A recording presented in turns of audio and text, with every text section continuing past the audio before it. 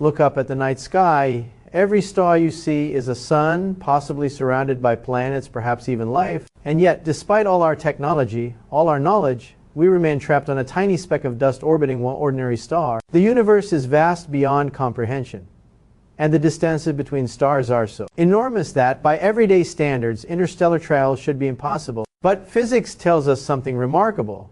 The universe does not forbid us from reaching the stars. It merely challenges us to be clever enough to do so. When we speak of interstellar travel, we must first confront a reality so overwhelming that it reshapes our intuition about the universe itself: distance. Space is not merely big.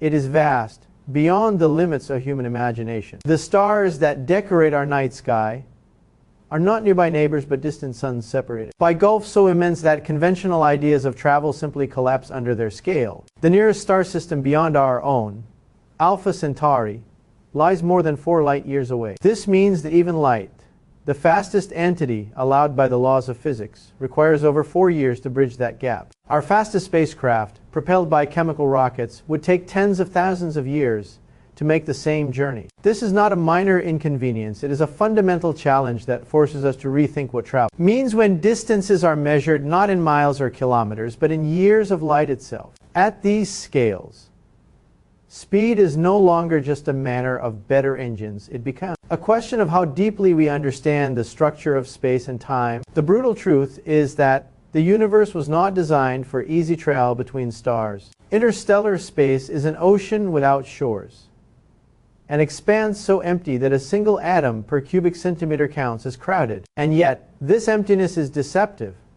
At relativistic speeds, even a tiny particle becomes a lethal projectile. A grain of dust, barely visible to the naked eye, can strike with the energy of an explosive if encountered at a significant fraction of the speed of light. This transforms the vacuum of space into a minefield for any spacecraft daring enough to cross it. Shielding against such dangers is not simply a matter of thicker armor. It requires an entirely new approach to materials, magnetic fields, and energy management. The challenge of distance is therefore not just how far we must travel, but how hostile the journey itself becomes as we attempt to shorten the time required. Faced with these staggering distances, physics offers a subtle but profound insight. Distance is not absolute. Our everyday experience teaches us that space and time are separate, immutable backgrounds against which events unfold. But modern physics tells a very different story. Space and time are woven together into a single fabric known as space-time, and this fabric can stretch, bend, and warp. This realization changes everything. It tells us that interstellar travel is not only about crossing vast distances in space, but about understanding how time itself behaves when we move at extreme speeds. The universe, it turns out, has loopholes, subtle ones, but real, that allow us to cheat our common sense notions of travel. This is where relativity enters the conversation, not as an abstract theory, but as a practical guidebook for the future of space travel. According to the equations of relativity, time does not tick at the same rate for all observers. As an object approaches the speed of light, time for that object slows down relative to observers at rest. This phenomenon, known as time dilation, has been experimentally verified countless times. From particles in accelerators to clocks flown aboard high-speed aircraft. It is not speculation, it is established fact. For an astronaut traveling at speeds close to light, the journey to a distant star could take years or decades according to clocks on Earth, while only months or even weeks pass for the traveler. In this sense, interstellar travel becomes a one-way ticket to the future. The traveler does not defeat time, but rides it differently, slipping forward into eras yet to come. This idea fundamentally reframes the problem of distance. While the stars remain far apart in space, they are closer in time for those who can move fast enough. The universe permits this strange compromise. You may not outrun light, but you may outrun your own future. The challenge, of course, lies in reaching such speeds, accelerating a spacecraft to a significant fraction of the speed of light demands energy on a scale that dwarfs anything humanity currently produces. It requires propulsion systems far beyond chemical rockets, which are little more than controlled explosions. To approach relativistic speeds, we must look to the fundamental forces of nature themselves, tapping into the energy locked within atoms and even antimatter. Concepts such as nuclear fusion propulsion offer a tantalizing glimpse of what might be possible. Fusion, the process that powers the stars, releases millions of times more energy than chemical reactions. A fusion-powered spacecraft could, in principle, sustain continuous acceleration for long periods, gradually approaching relativistic speeds. Even more extreme is antimatter propulsion, where matter and antimatter annihilate each other in a burst of pure energy. This represents the most efficient energy conversion process known to physics. The equations tell us that such engines could push spacecraft to unprecedented velocities. The obstacle is not physics, but engineering, producing, storing, and controlling. Antimatter safely remains one of the greatest technological challenges imaginable. Yet propulsion alone does not solve the problem. As speed increases, so does the mass of the spacecraft according to relativity, making further acceleration increasingly difficult. Energy requirements grow dramatically, approaching infinity as one nears the speed of light. This is nature's way of enforcing a cosmic speed limit, but again, physics provides a subtle workaround. We do not need to reach the speed of light to benefit from time dilation. Even at 90% of light speed, the effects become dramatic. At these velocities, journeys that would take decades from Earth's perspective could be experienced as only a few years by the crew. The stars, once impossibly distant, begin to feel within reach, not because space has shrunk, but because time itself has slowed. This realization has profound implications. Interstellar travel, under the rules of relativity, becomes feasible, not as a round trip, but as a generational or one-way endeavor. The travelers who set out may never return to the civilization that launched them. They may arrive at their destination to find that centuries have passed on Earth, that languages have evolved, nations have risen and fallen, and history has marched on without them. Interstellar explorers would become time travelers, ambassadors from the past stepping into the future. This transforms the mission from a purely technological challenge into a deeply human one, raising questions about sacrifice, legacy, and what it means to explore on behalf of an entire species. Even so, the physics remains uncompromising. Relativistic travel exposes spacecraft and crews to intense radiation. As speed increases, cosmic rays and interstellar particles become more energetic, bombarding the ship with deadly force. Shielding against this radiation is not optional, it is a matter of survival. Magnetic fields similar to those protecting Earth may be required to deflect charged particles. Advanced materials, perhaps not yet invented, must absorb or dissipate extreme energies without adding excessive mass. Each solution introduces new complexities, new trade-offs, and new frontiers for science to explore. What emerges from this analysis is a humbling truth. Interstellar travel is not forbidden, but it is brutally demanding. The universe allows it, but only under conditions that push technology, energy production, and human endurance to their absolute limits. Distance remains the first great barrier, but it is not an insurmountable one. It forces us to abandon comfortable assumptions and embrace a deeper understanding of reality, one in which space and time are malleable, intertwined, and full of surprising possibilities. The stars are not unreachable because physics says no, they are unreachable because we have not yet learned how to say yes in the language of the cosmos. As we contemplate this future, we begin to see interstellar travel not as a single invention or breakthrough, but as the culmination of centuries of progress. It requires mastery over energy, materials, and the fundamental laws of nature. It demands that we think not in terms of human lifetimes, but in terms of civilization. And most importantly, it challenges us to expand our imagination, to see distance not as an enemy, but as a puzzle written into the fabric of space-time itself, waiting for a sufficiently advanced mind to solve. If distance and time redefine the challenge of reaching the stars, then energy becomes the great gatekeeper that decides whether interstellar travel remains a dream or evolves into reality. Every attempt to move faster, shield better, or survive longer in deep space ultimately reduces to a single question: where does the energy come from? Our current civilization is powered by chemical reactions, the same basic process that fueled the first rockets and even the earliest fire discovered by our ancestors. On a cosmic scale, this is a whisper in a hurricane.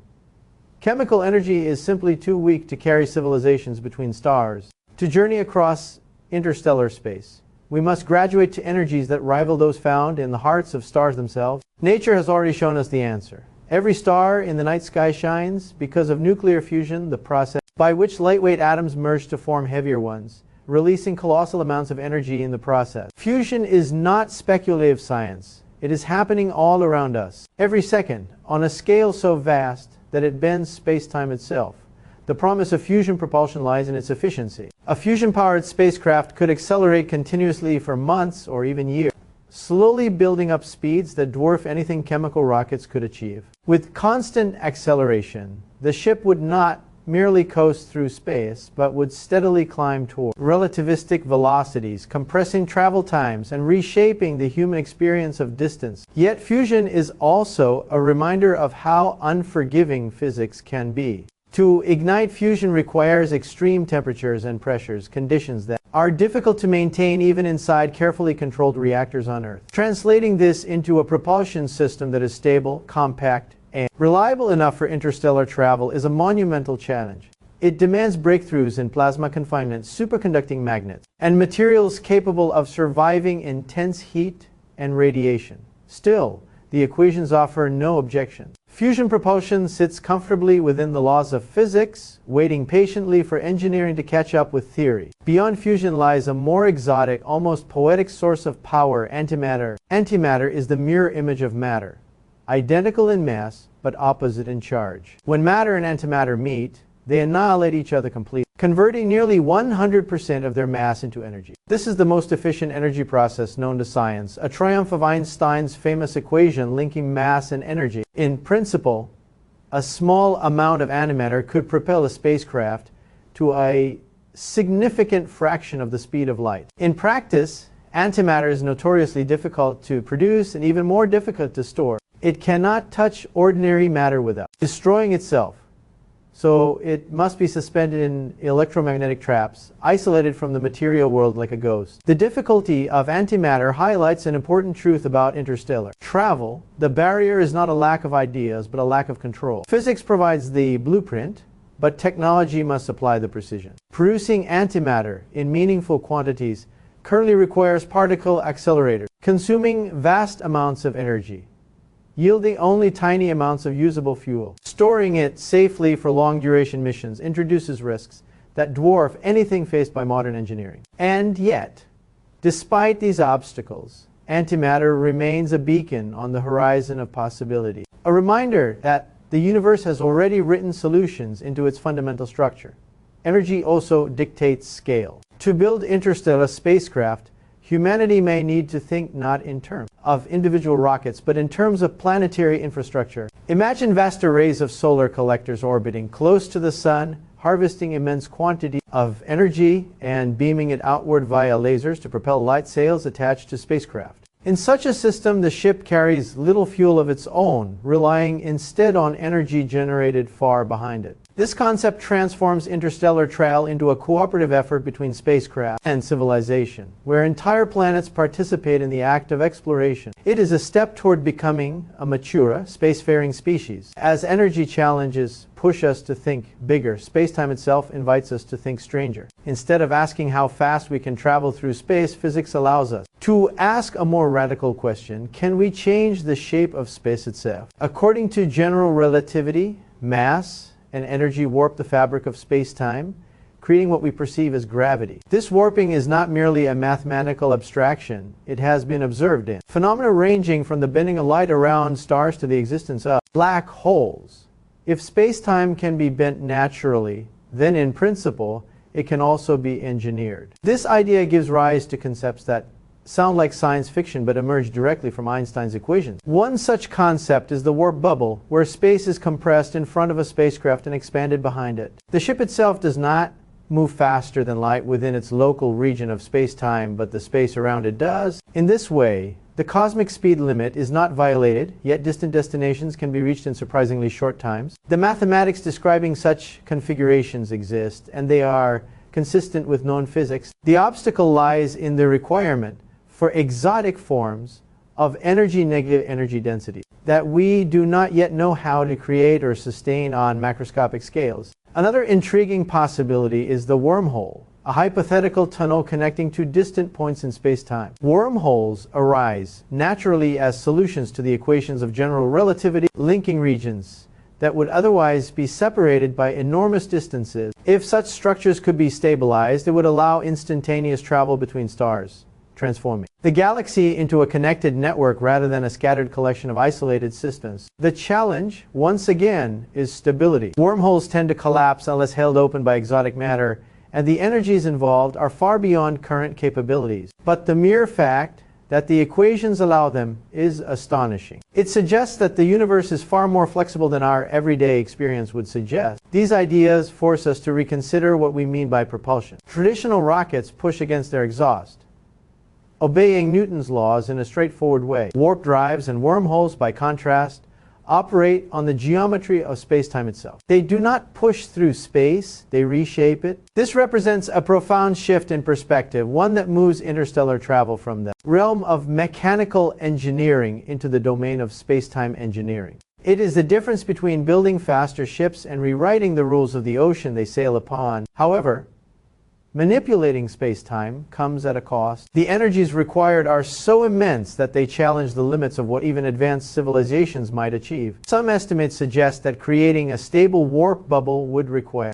energy comparable to that contained in entire planets or stars. While future technologies may reduce these requirements, the scale itself serves as a sobering reminder. How small our current capabilities are compared to the ambitions of interstellar travel. Physics is generous in what it allows, but ruthless in what it demands. As we explore these possibilities, a pattern emerges. Interstellar travel is not a single problem with a single solution. It is a layered challenge where energy, space-time, and engineering intertwine in complex ways. Each breakthrough opens new questions.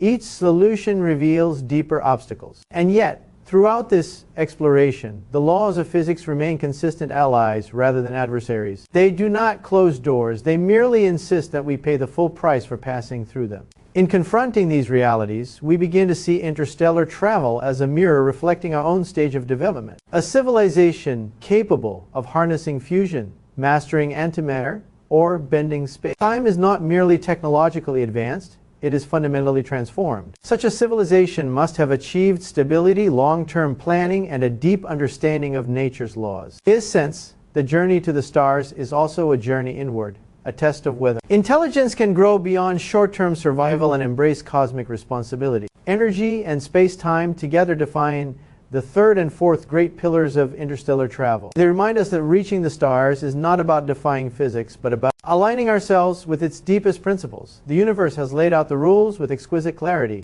It has shown us the sources of power, the pathways through space-time, and the boundaries we must respect. What remains uncertain is not whether interstellar travel is possible, but whether we will evolve quickly enough, wisely enough, to turn these extraordinary possibilities into lived reality. When propulsion and space-time engineering bring us closer to the stars, quieter but equally formidable challenge emerges: the human body itself. We are creatures of Earth, sculpted by gravity, protected by a magnetic field, and sustained by a delicate balance of biology that evolved over millions of years. Interstellar space is profoundly indifferent to these needs. It offers no air, no shielding, and no mercy. A journey lasting decades or centuries would expose travelers to conditions that push human physiology beyond its natural limits. Bone density erodes in microgravity, muscles weaken, vision changes, and the immune system falters. Radiation becomes a constant, invisible assault, damaging cells and increasing the risk of cancer and genetic mutations. These are not abstract dangers. They are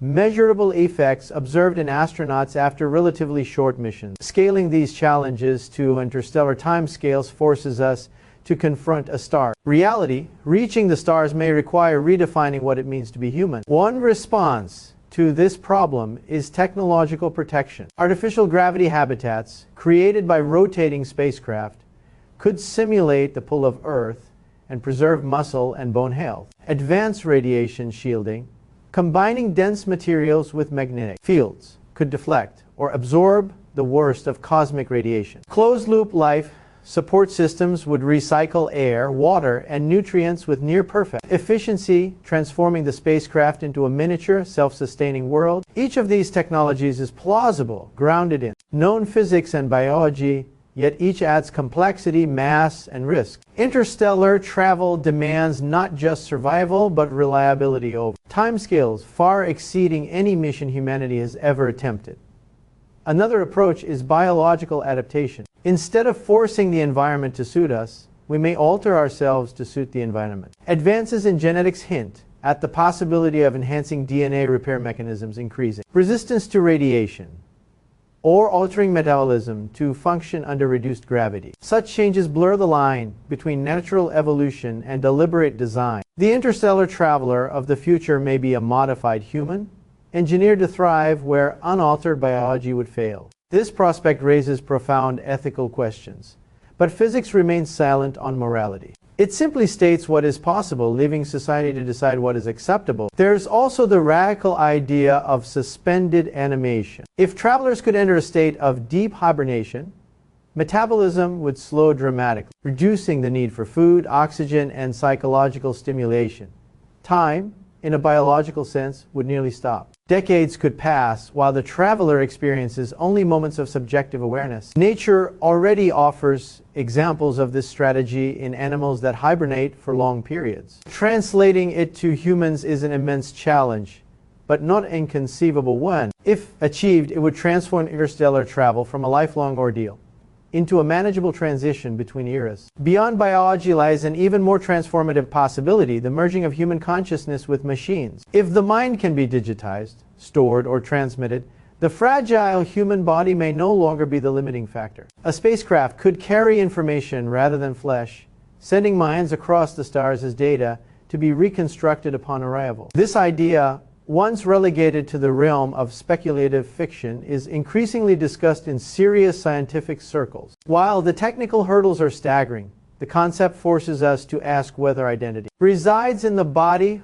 or in the patterns of information that constitute consciousness. Interstellar travel, in this view, becomes less about transportation and more about translation. As we grapple with the physical survival of travelers, an equally complex challenge unfolds within the mind. Human psychology evolved in social groups on a planet with horizons, seasons, and variety. A starship offers none of these comforts.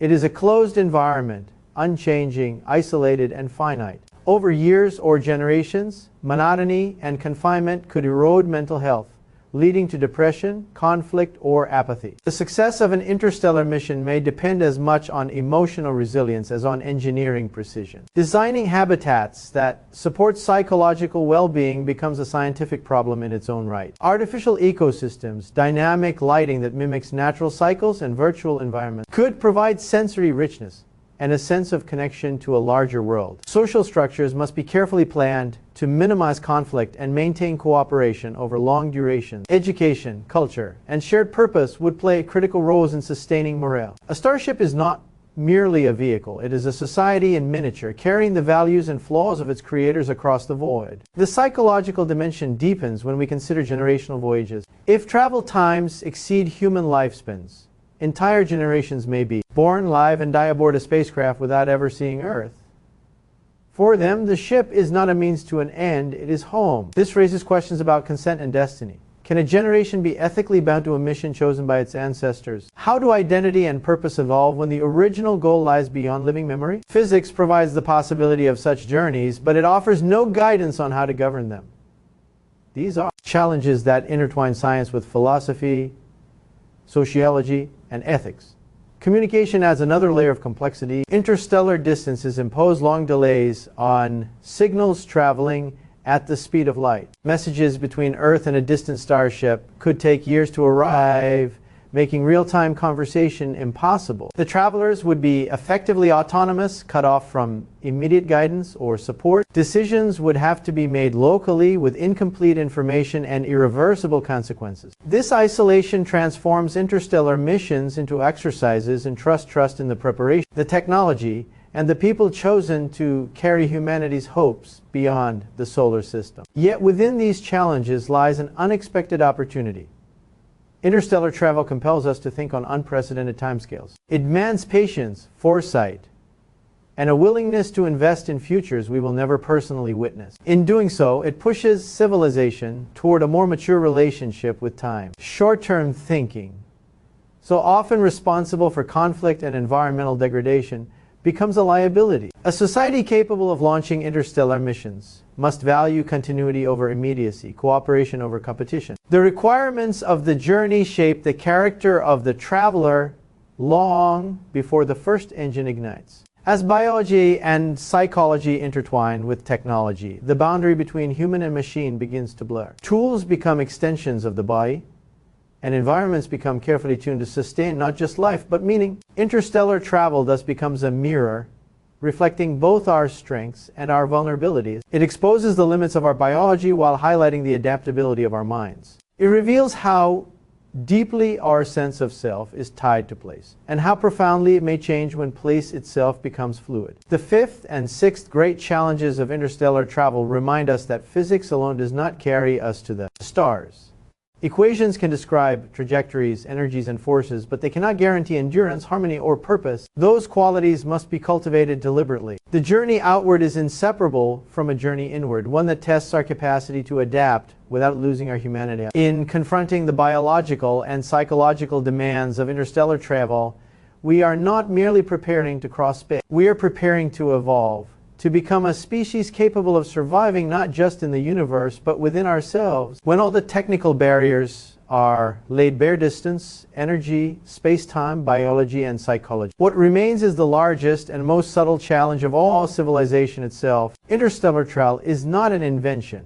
It is a phase transition in the history of intelligence. It requires a society capable of thinking beyond election cycles, beyond lifetimes, and even beyond generations. The construction of a starfaring mission demands stability on timescales that human civilizations have rarely achieved. Wars, economic collapse, and cultural fragmentation are not just social problems in this context, they are existential obstacles. A single interruption in continuity could erase centuries of preparation. To reach the stars, a civilization must first learn how to endure. This realization reframes interstellar travel as a test of maturity.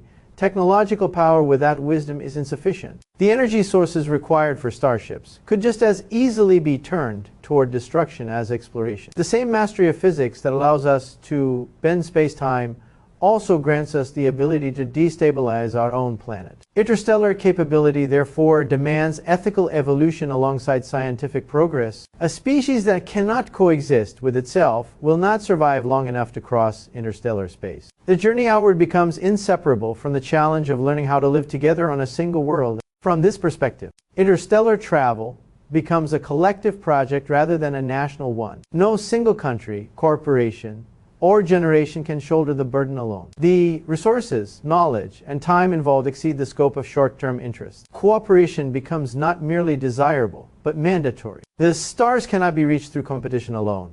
They require collaboration on a planetary scale. This shift in mindset may be one of the most profound consequences of contemplating interstellar travel. It encourages us to see humanity as a single entity sharing a common destiny bound to the fate of the cosmos. As civilizations evolve, so too does their relationship with energy and information. Advanced societies are often described in terms of how much power they can control from planetary to stellar scales. A civilization capable of interstellar travel would likely harness energies far beyond our current reach, capturing the output of stars and redistributing it with precision. But energy is only half the equation. Information, how it is stored, transmitted, and preserved across vast distances and times, becomes equally critical. Interstellar missions must carry not just people or machines, but the accumulated knowledge of an entire species. Preserving information across centuries introduces challenges that mirror those of preserving life itself. Data storage must withstand radiation, cosmic events, and the slow erosion of time. Languages may change, symbols may lose meaning, and cultural references may fade. An interstellar mission must therefore include a bridge between eras, a way of translating the intentions of its creators into a form understandable to descendants or distant receivers. In this sense, interstellar travel becomes an act of communication across time as much as space, a message sent forward into the unknown future.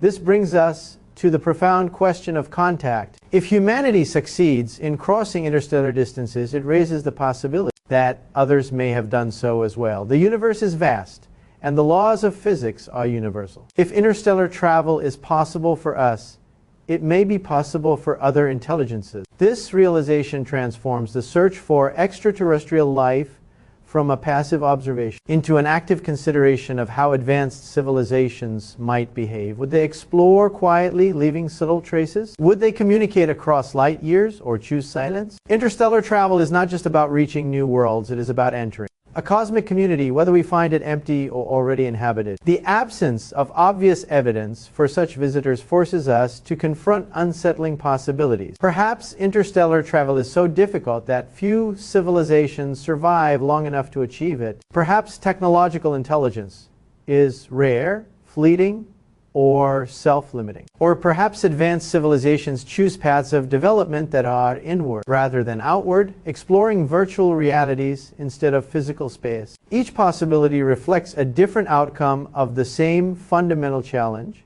What does intelligence do when it becomes powerful enough to shape its own destiny? For humanity, interstellar travel represents a choice about identity. Do we see ourselves as a species confined to one planet, or as a cosmic phenomenon capable of spreading beyond its birthplace? This is not merely a scientific question, it is a cultural one. Stories, myths, and aspirations shape what societies choose to pursue. Interstellar travel has long occupied the realm of imagination, inspiring visions of exploration, discovery, and transcendence. As science gradually turns these visions into equations and prototypes, imagination becomes a driving force rather than an escape. The future is built first in the mind, then in matter.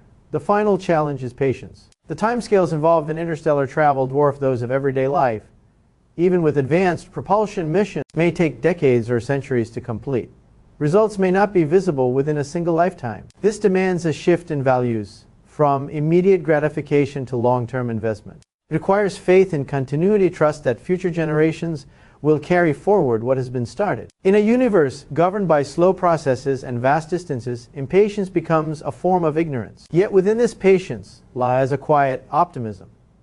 The laws of physics have been remarkably generous. They allow stars to shine for billions of years, planets to remain stable, and life to evolve complexity and intelligence. They permit energy to be harnessed, space-time to be shaped, and information to persist. Interstellar travel is not a violation of nature's rules, it is an expression of them. It is what happens when intelligence learns to read the universe fluently and begins to write its own chapters within it. The seventh and eighth great themes of interstellar travel therefore transcend machinery and motion. They speak to purpose and perspective. They ask whether intelligence can outgrow the narrow confines of survival and embrace a role as a participant in cosmic evolution. To travel between stars is to accept responsibility not just for technology, but for legacy. It is to recognize that every action echoes across time and space, that exploration is inseparable from stewardship. As we stand at the edge of this possibility, interstellar travel reveals itself not as a destination, but as a lens through which we view our future. It forces us to ask what kind of civilization we wish to become, how we define progress, and whether we can align our ambitions with the deeper rhythms of the universe. The stars are not calling us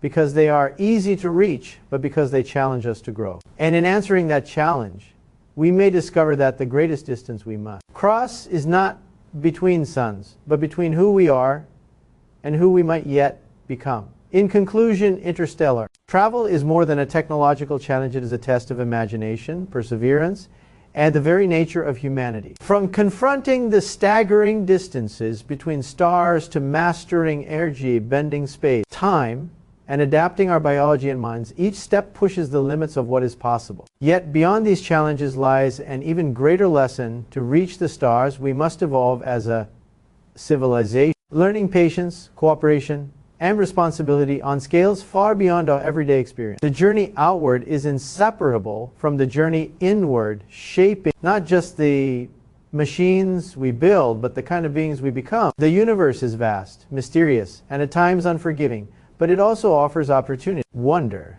and the chance to fulfill the most ambitious dreams of our species. Thank you, dear viewers, for joining this exploration of what it truly means to reach for the stars. May your curiosity never wane, and may the cosmos continue to inspire you to think bigger, dream bolder, and imagine the impossible.